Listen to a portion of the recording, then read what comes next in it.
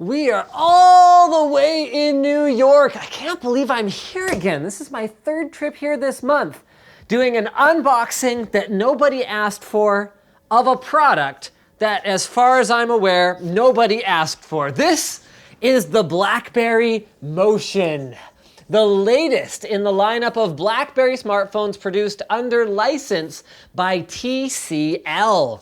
So on the surface, this appears to be pretty much, I like this table. You got like look at that.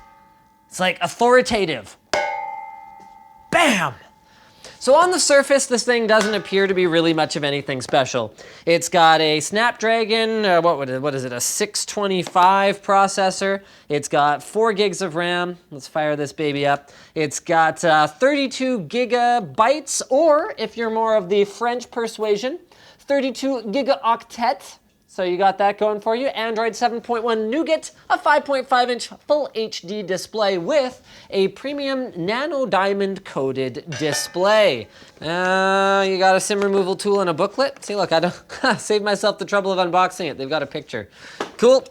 You got a quick charger. It's got a 4,000 milliamp hour battery, which is a first for Blackberry, and actually pretty unusual in general. You got a Type-C charging cable. It does, of course, charge with Type-C, and some little replacement. Why does Blackberry still need to exist in the modern age?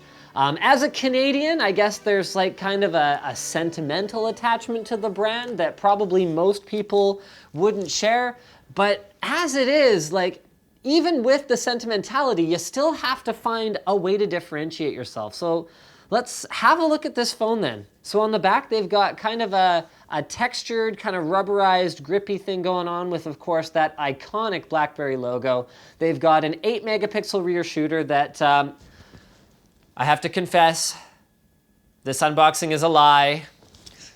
I did leave this on it, but as you can plainly see, if I flip this around, I have definitely already been using this phone. It definitely has a bunch of my apps on it. So the camera could be best described as pretty mediocre, though it does shoot 4K video if you care about that sort of thing. The shape of the phone is going to be a little bit polarizing. So it's got kind of these harder corners up at the top and this asymmetrical kind of rounded thing down here at the bottom. But personally, actually, the thing it reminds me of most so far is actually the Razr phone, which I've been using as my daily driver lately. So they're very similar in the sense that they're these kind of blocky phones. Of course, the Razr phone is more expensive and has a couple of advantages. It's got a 120 hertz display. It's got a 1440p display. It's got better speakers, so this one is just relying on a bottom speaker right here. But it is quite a bit more expensive, but I do prefer the rounded approach to the bottom, because then when you're using it, you don't have it kind of digging into you like that. It's still got hardware buttons, which is interesting. So if you're someone who was looking for something that still has hardware buttons, I mean, to be clear, there's nothing that I really dislike about it. It just doesn't stand out as anything special. So volume rockers on the right, lock buttons on the right, a reconfigurable button for Bixby. I'm just kidding, it's not for Bixby. You can change it to whatever you want. Is also right below that. Then on the bottom, you've got your hardware buttons as well as a fingerprint-enabled touch home button with the Blackberry logo on it. Does have a headphone jack, Type-C, and the speaker that I mentioned before.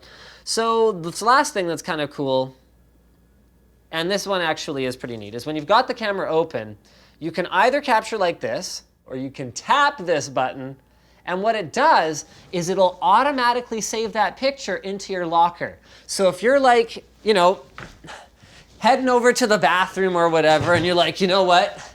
My wife really needs to see a picture of, you know, the goods right now. You can take that picture with the Blackberry button, and then hopefully you have a super secure messaging application that you use, Blackberry Messenger, and you can snap that dick pic and send it back home for others to enjoy.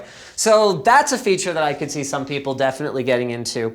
The last thing is that this is another first for Blackberry, is that finally they have caught up to the year 2017. Let's see if this works. And they have a water-resistant phone, so it's IP67 waterproof. Capacitive screens, they do not like that. They do not like that water.